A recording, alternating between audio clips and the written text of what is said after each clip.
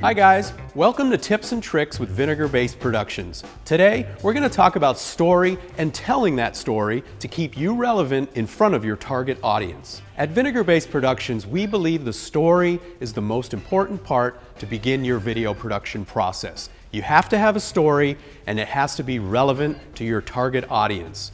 It's easy to get lost in the details of what you're trying to market and sell, but what you have to keep in the forefront is the story. We believe it takes a certain set of skills to find that story within the product or service that you're trying to sell and then make that resonate with your target audience.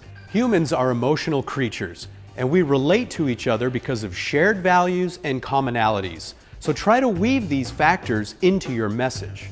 The next component of a story is storytelling. Does your message communicate clearly?